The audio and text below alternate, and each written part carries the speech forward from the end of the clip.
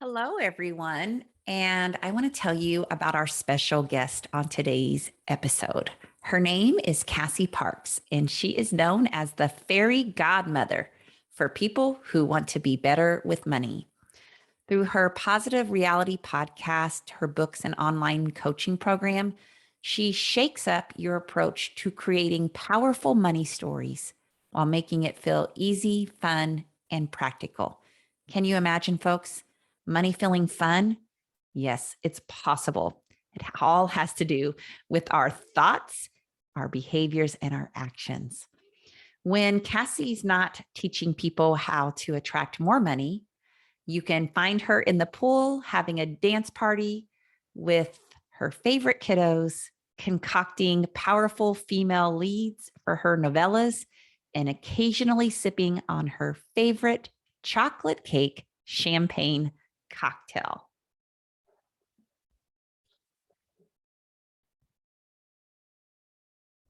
Well, welcome, Cassie, to the She Finds Joy podcast. I'm really excited to have this conversation about money with you today. Yay, me too. Money conversations bring me so much joy. So I am so excited to be here. Thanks for having me. Yeah, money is like, I hate to say it, but the old societal script is like, money is something you don't talk about. You don't talk about money. You don't talk about sex. You don't talk about politics. And I disagree. I think that that might be a kind of an outdated way, keep things private, oh, there's my dogs. The UPS guy must have just pulled in because hold on a minute here.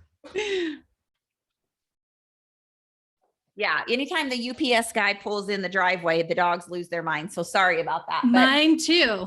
Like it's like to go with it, right? Yeah, like, this is my life, people. I sit behind this screen and I work, and I have dogs that go crazy and lose their mind. But getting back to money, it's like, first of all, those topics that we were taught not to talk about, when you don't talk about them, when you ignore them, when you feel feelings of shame around them, like it's shameful to talk about money, that is like indirectly the kind of energy we don't want to bring to money. Am I right? Absolutely.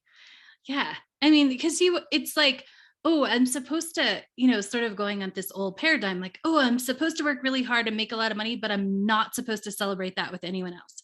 I should just keep it a secret. So it's like they don't go together. Like we're supposed to do this really great thing. And I don't believe you have to make a lot of money. I believe you should do what feels good. But like, if you're supposed to in this old way, but you can't celebrate it, like what fun is that? Exactly. And I recently had my legs and armpits and other parts of my body lasered, the hair lasered off of them. And I made a post about it on Facebook. And then immediately people were like, oh, how much does that cost? And then that little voice, and I'm pretty open. And I was like, of course, it was $3,700. And I'm going to put it, because why do I have to feel ashamed that I chose to spend $3,700 to get my hair lasered so I don't have to shave any parts of my body anymore? Like, I made that decision. I don't think it's an embarrassing decision. I don't think people have a right to judge me. So why would I just not tell people what it is? I just put out there the price, like this is what it is. And it felt good, So anyways, before we get into all the goodness, how did you come to coach? Do you coach women on money specifically, or anybody on money? Anybody on money. So I coach mostly women, but I do have some amazing men that are brave enough to show up in our group and be vulnerable and coached in front of women. So how do you become a money coach, Cassie? Tell me your story. I love it. So I always knew I wanted to be a coach. I was trying to build a coaching business, couldn't figure out my niche, all these things. I was trying to build my coaching business using the law of attraction. I know I was doing it completely wrong. And then one day I sort of threw my arms up and I was asked myself, like, what do you really want? And I said, I want to be financially independent. Like I wanted that since I was 19 when I learned that was a thing, right? Because nobody had told me that was an option. Nope. And so I said, that's what I want. And I said, all right, then that's what I'm going to create. And I had been working on my money mindset because I came from a place, my dad worked a lot of hours. It paid off in the end. in more or less like there's a buyout and a thing. And it was sort of like they won the lottery. But for me, I'm like, well, how can you guarantee that lottery at the end? Right. Like, first of all, I don't want to work as hard as he did, as many hours. I'm just not built to work 14 hours a day, I don't think. Right. And yeah. And then how do you guarantee sort of that thing at the end was really something that was messing with my mind. And so I had to change my money mindset. And so as I did that, and then I said, all right, I'm going to create my financial independence and leave my job. And I already had a couple investment properties. And ooh, that was smart. That was super smart. Yeah. I mean, so I would, my mom had always had some investment properties. And when I got older, I saw like, oh, I know what these are worth. I know the time you put in, and it was a lot of work in certain moments. But when I like added up in my brain, I'm like, that's a pretty good hourly wage, if you break it down to the work that she did do on them, So, my first house, I moved out when all my roommates moved out, and I downsized and I kept it and things like that. And then I just was led down this path through inspiration and found another property and another property, and had enough passive income to leave my corporate job and start coaching. And when I left, about 6 months before I left my job, I had written this money manifesting course sort of on a whim for a friend. And I said, I can teach anyone how to manifest $300. So I just outlined it. And when I quit my job, I had to recalibrate my money mindset, because I could pay my bills, but I wasn't making my close to 6-figure salary that I was. And so I said, I'm going to write this course and I'm going to do it. And I did, and I launched it. And then it became the thing people wanted to learn from me. And so I never really intended to be mostly that, but the more that I coached, the more I loved it, because of these things that we brought up in the beginning, talking about it, celebrating, like honoring yourself by investing in what makes you happy, like not shaving, Yes. Yeah. And there's nothing wrong. I think people, first of all, Cassie, they think there's something wrong with wanting money. Yeah. Can you speak to that a little bit? Yeah, I think it's this ingrained thing, which probably comes from some things people say or think, people with money are bad. It comes from when we pick up those things. Oh, they must be rich, and it's a bad tone, right? Yes. Yes. People will even say that in a negative way, like, oh, that's owed money, or, oh, they're wealthy, they've got money, right? Yeah.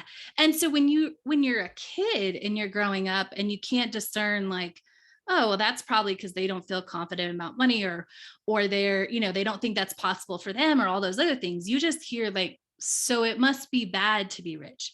It must be bad to have money, right? And then you're not supposed to talk about it on top of that. So nobody or tells it's not you. spiritual, right? Also, it's not spiritual. Oh no, it's not spiritual to have or want money. But when you actually go look at that Bible verse, what is that Bible verse? It says, the root, let's see, what is it? It's the root of all evil is, it always gets misquoted. And only the misquote is coming. Yeah. It's like the root. Okay. We're going to just have to find it right now. Cause, yeah, we got to find it. We're Googling right now as fast as we can on this podcast here. This is my kind of show. I love it. I'm always Okay. So it's the love of money is the root of all evil, right? Mm-hmm. The love of money is the root of all evil, but people think it's money. Money is the root of all evil. It's not. And there's like a million interpretations of that, but like, I believe in celebrating money and sending love to money. Like, I just had to pay $37,000 in taxes, Cassie. Okay. Yay. I know what that means. You must have made. I made a shit ton of money this year, right? Yes. And like, when those checks go off, I purposely put heart stamps on those checks, because I'm sending that out with love. And I'm saying, and I'm not saying it's easy. I'm not saying it's easy, but like, I know enough about vibrational energy that I am not about to send that off with like pissed offness or ill feelings towards the government I'm not, because man, I know that wherever I center my gratitude, the universe brings me more of that. So I literally like send that with love. I'm like, thank you, universe, for giving me the kind of work I do that allowed me to make that money, that now a portion of it does go into taxes, right? Yeah. So like we, part of the things that get in our way is like all of these old social beliefs Mm-hmm. around. And honestly, have you ever met somebody who doesn't want more money, Cassie? No, I have met many people who will judge that I do that, but at the same time, they still want more money. Yeah. I Right. mean, like, let's get real. We all Yeah. want more money, you Mm-hmm. know? And so, okay, keep going with what, because you were doing, I love what you were just saying. Basically that, Perfect. Yeah. yeah, that we have.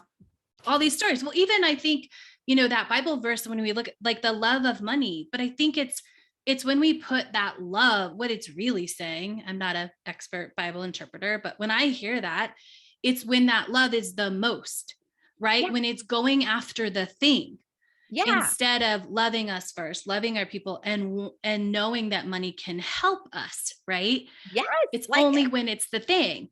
But you can have a lot of money and it doesn't have to be the most important thing. yes. And Yeah. I don't have to, like, I told my husband this the other day. I honestly feel really good that, like, I know what it was. He had met with an attorney over a sign, and he just came home and he just said the attorney was so just, I'm better than you, I'm this than you, I'm that than you. It was just an air about him. And I Mhm. said, what is it that makes somebody think they are a better human being because they have a so-called more prestigious job or they make more money? Like, that does not make you a better human being. But me making money, you know what it does? It allows me to support a former fourth grade student who has no parents to help him finish his college, right? Yeah. Money, like, I also want money because I want a beach home. I'm not going to lie, but money allows me to do really good things in my life to Mhm. support and change the world at the level that Kim Strobel can change the world. If you look at all the money Oprah has acquired and all the good that she's done in the world, how can we say that money is a bad thing? Right. So I'm just on a soapbox here. I know you're I the love it. guru.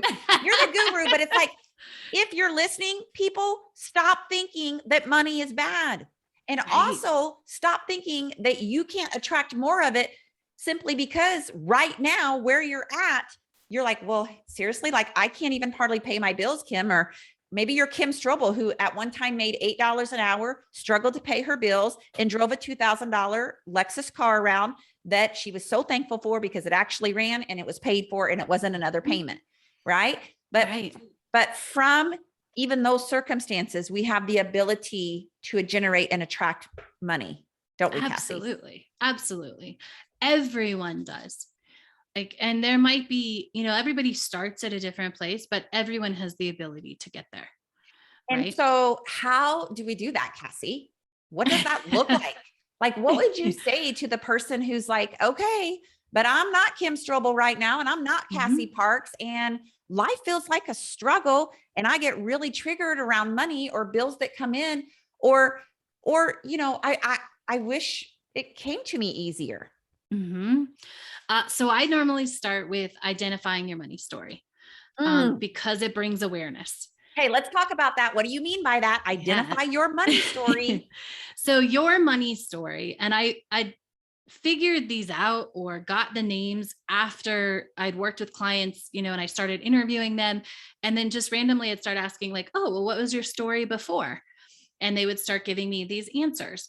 And this is the story that plays out over and over again until you start to write a new one. So there's the story of survival, which is if you're stressed about money, worried about money, you're probably in survival mode, because there's never enough money. Now, when we break this down, a lot of times we learn there's never enough money because you've become accustomed to that stress of money. So if you've ever done this, or if you've ever known somebody, tax returns are great. We're talking about taxes, right? So a survival story would know, oh, $2,000 tax return is coming. And they would actually, before it even hits their account, probably spend $2,300 because they hot potato money, because it is more comfortable to be stressed about money. Is Because that that's all they know. yep. Yeah. And so I love this because I don't know if you ever read The Big Leap by Gay Hendricks. Oh, I think I have not read it. I've Okay. read parts of it. It's amazing. And it talks about that we all have an upper limit problem, which basically means we have an internal thermostat. And that internal thermostat decides how much happiness we're really comfortable feeling, how much love we're really comfortable feeling, how much joy, how much money, right?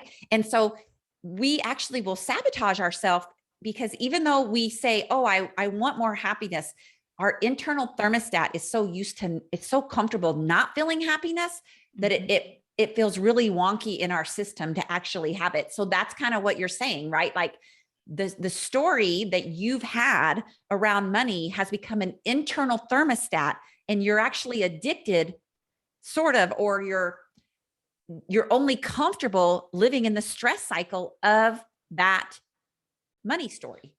Yeah, if your survival is your story, for sure. Okay, so that's one of them, survival. So that's one of them. Yeah. So just enough is very similar, but it's not as stressful. That's the next layer, just enough. I have just that's enough the next money. Story. Okay, tell us about that. And so just enough, and I would see these don't necessarily like you don't go the hierarchy. You generally have one. Oh. Sometimes you might float between two, but you generally have one until you become aware and you change it. So a different one is just enough. And this is this person, this is how they recognize themselves. If the brakes on their car go out, they know, oh, somehow $300 is going to show up to fix that. I'm going to be okay. But they also know, ooh, I got $1,000 extra and a bonus I wasn't expecting. Something like the water heater is going to go out to take that money. So it's always coming back to just enough, which gets like sad because then you don't believe you can ever save for that trip to Paris because something comes along and takes that money, so that there's just enough. It's not stressful, but it's not happy either, right? There's money chaser. Which I'm just loving these names. Okay, tell us about the money chaser. Yeah. So money chasers, they chase the money, right? They don't even stop to think about, do I really want to do this? Do I love this? Am I going to get a return on investment, right? They will throw money literally at anything they think a business. So somebody who's been in more than 3 MLMs, generally a money chaser. Anyone with a million ideas, their family's tired of hearing about all their brilliant business ideas, is probably a money chaser. And money chasers are smart and amazing and innovative, but the chase is what's built in because they're chasing the money instead of stopping and looking at their money and figuring out. They're chasing money so that they can get happy, they can find joy, instead of finding the joy and knowing they can have joy and money together. Oh, so good. So it's almost like,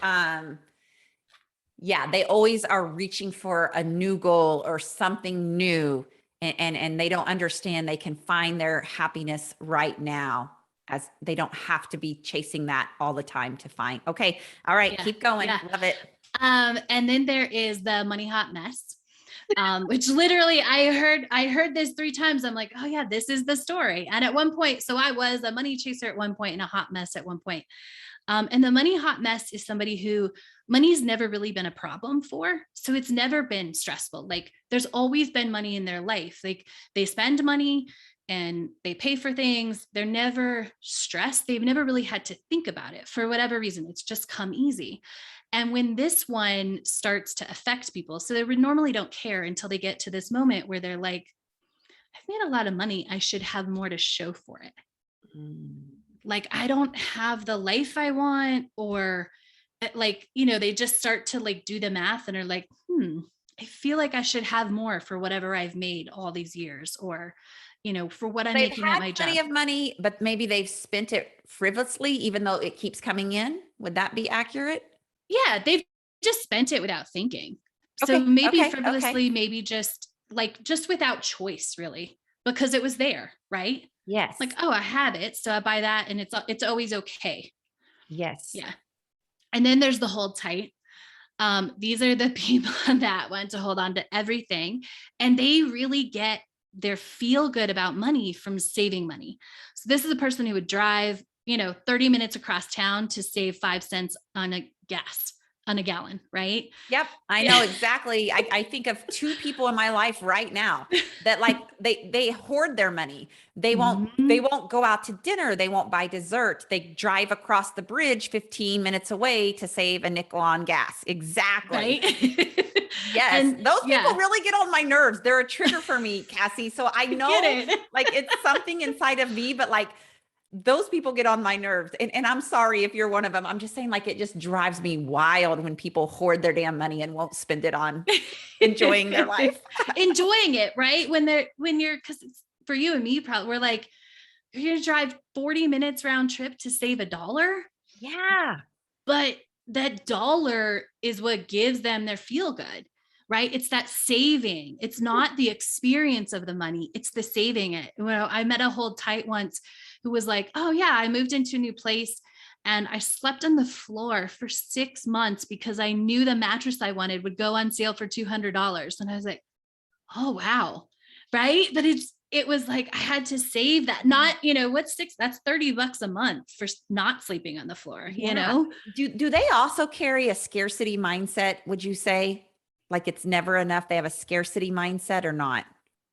Sometimes I think the biggest thing about them is not wanting to let go. And the ones that I've interviewed, their biggest thing when they have this before they change that story is they there's some fear that they are missing out because they're not willing to sort of take that opportunity, right? Rarely are they the person who would have a good business idea and invest in something for that, right? And Exactly. sometimes even if they do, they are so worried. Like, let's take a coaching program, right? Like, let's say they want to be a coach.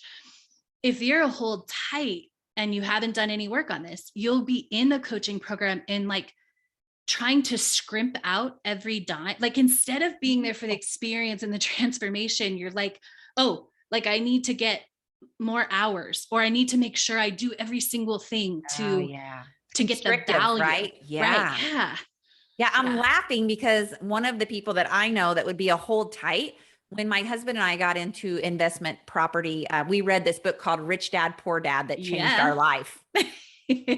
And it was risky. And I really had to talk my husband into it. And like a family member of ours was just like really almost upset with us. Like, that's really risky. And I don't, like did not have a positive reaction. And he's a hold tight. So Mhm. like your scenarios are just spot on. Yeah, he was not happy Yeah. about our risk taking. Right. Even though it doesn't involve him. It's like, Right, right. yeah, too close for comfort. Yes. Yes. Okay. Are there others? Nope. So those are the main five. Those are the main five. So here's what I Mhm. would say about myself. I'm not sure. So I would say that 25 years ago, when I was kind of living paycheck to paycheck, Mhm. I was in the just enough, right? Like, Yeah. okay, something went wrong with the car, we can pay for it, but yeah, I think that I was in the just enough phase. Yeah. And I think that is for sure how my parents lived. Mhm. Mhm. I'm not sure. I'm not sure what phase I would be in now because. Oh, you probably have written your own money story by now. You Oh, wouldn't okay. be in any of Because those. so I don't No, have no, to no. fit into one of these. No. So like Okay. if Okay. money isn't no, like if you've done the work, which obviously you're paying 37,000 in taxes and you're happy about it, you've done the work on your Right. money mindset and the things like that, right? And you've read Rich Dad Poor Dad. So what would you title the money story that you live now? I love that. What would I title the money story I live? Well, so I would say that um, I definitely have created what I would consider to be a lot of money, considering where I was at one time. I would say that I make really good choices about money, but because there is abundance about it, I am sometimes frivolous as well. Like the Amazon boxes keep arriving, but I'm also fully funding my investments and like Mm-hmm. my simple IRA is in place. Could I contribute even more? I'm sure, but like I'm maxing all that stuff out. So Yeah. um yeah, I think money flows to me, and I'm in That's the title. vibrational alignment. Money flows to me. Like that's Ooh, probably that's the it. title Money I would flows to say. me. Yeah, right. And so when you live um, that story, right? That's a different story than any of those. And so when you do the work, you can go from just enough to money flows to me. Yeah, I've done the work big time. Okay, so if you're listening, guys, I'm so curious. I love how this episode's going. So you're either in survival, your money story is either survival, just enough, money chaser, money hot mess, or hold tight. And if you're in the She Finds Joy Face group, or you're on Instagram, my Instagram, of course, you guys know, is Kim Strobel Joy.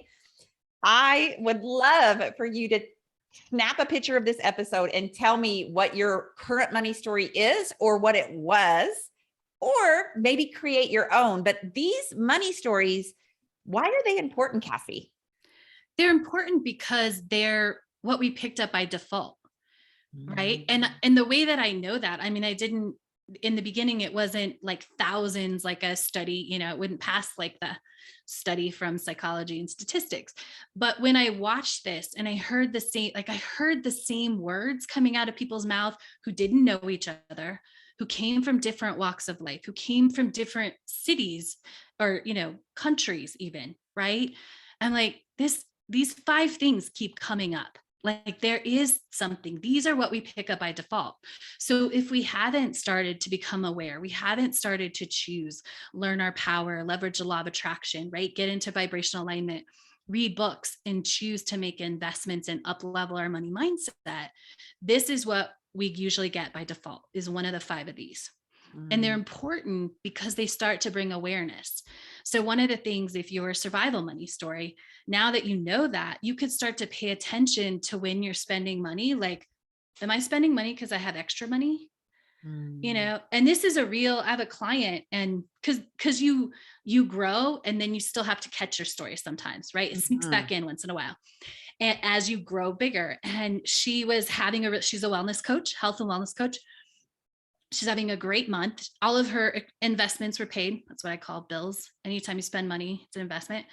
All of that was paid. And she got this client out of the blue that paid in full.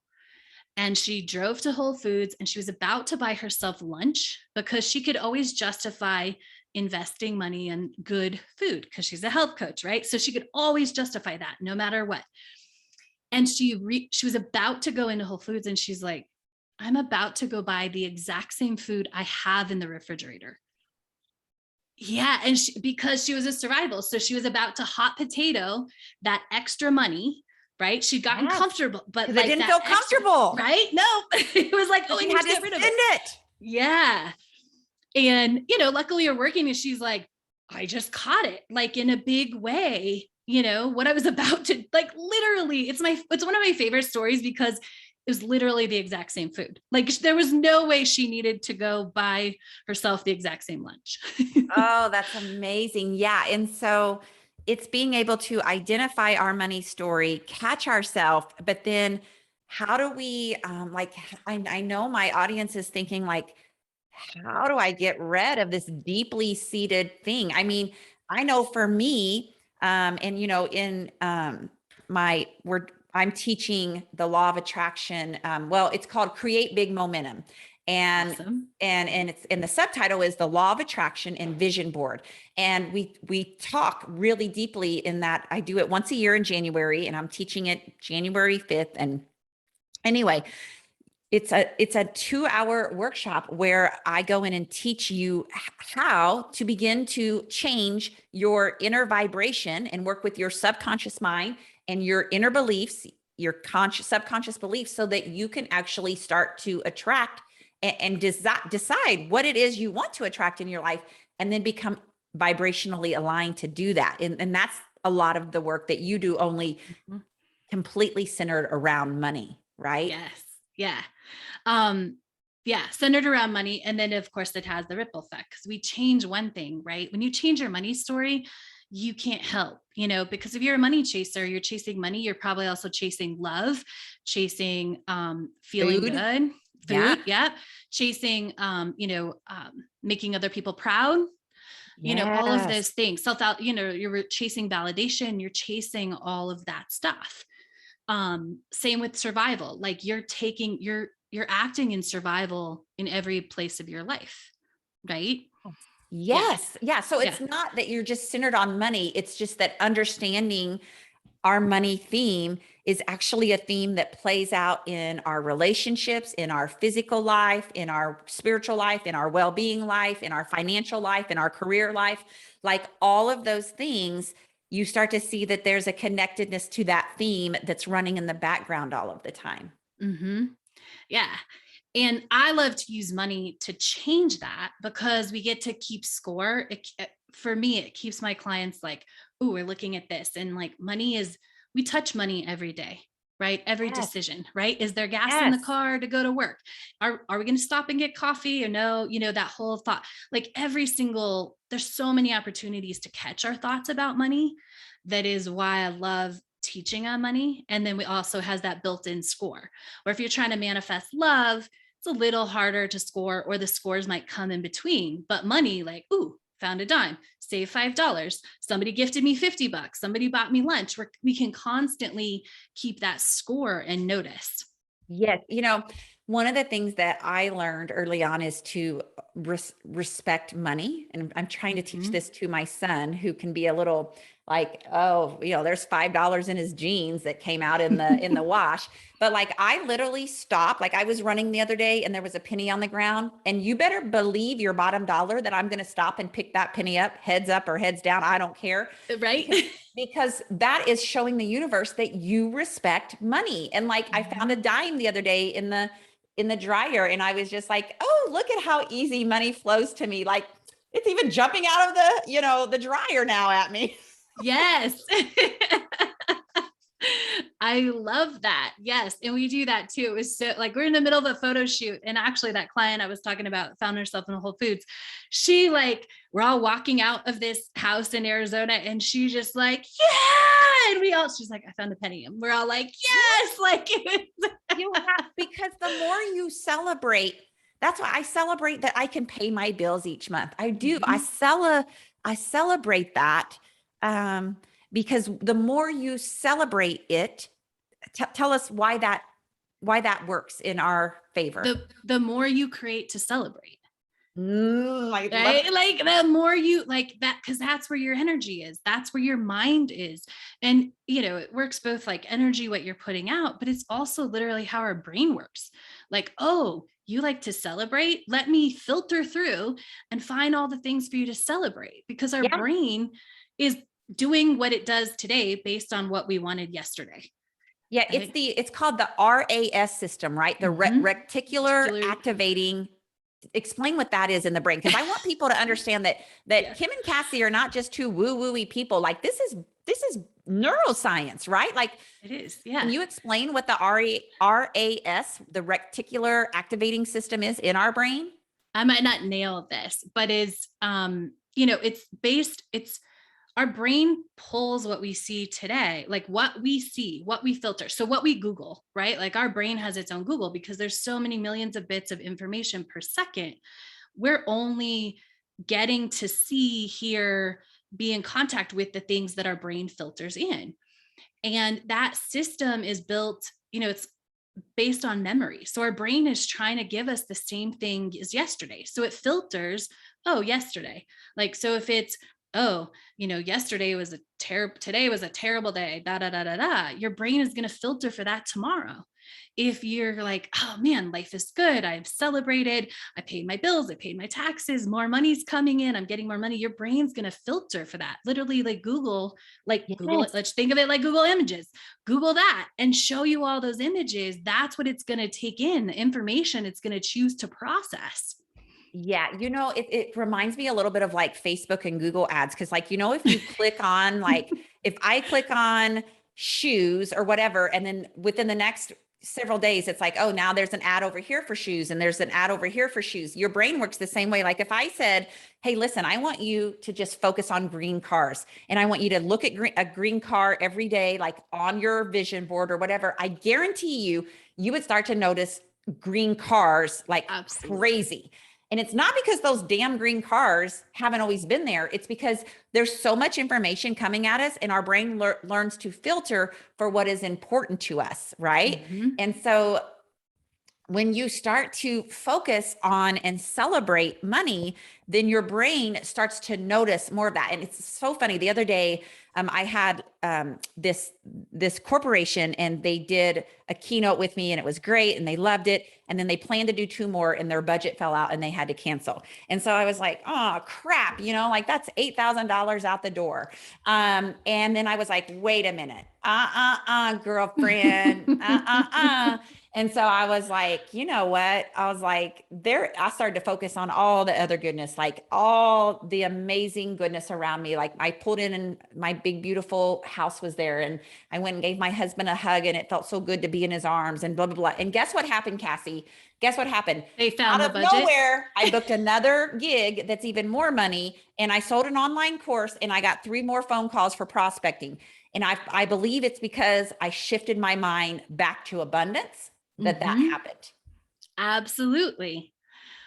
Right. Girl, Yeah. if this happiness coaching thing doesn't work out for me, I might just have to be a money coach with you. I like it. I like it. Oh, but no, honestly though, I do have to I find myself, and I have to work on myself too, because we all can step into those old stories. And so this has been so helpful. We may have to do a part 2 and a part 3 at some point, because I just love everything that you're saying. But Cassie, tell my people, and we'll drop all the links in the show notes, but where can people find out more about you if they're really tuned into this conversation? They can go to cassieparks.com, CASSIEPARKS. If you love podcasts, you can search Manifest It Now on your favorite podcast app. Is that your podcast? That is mine with a co-host. I have 2 podcasts. So that's mine with a co-host. We just talk law of attraction and how we apply it to our lives. Yeah. And actually tying into this conversation, we're doing a whole season on money and abundance coming up in January. Oh, that's awesome. Yeah. Fantastic. Okay. We'll drop both of those in the show notes as well. Awesome. Cassie, thank you just for giving us, this has just been really helpful. I've loved trying to identify where I am. And so thank you for your insights today and for sharing with us. Oh, thank you for having me. It was so much fun.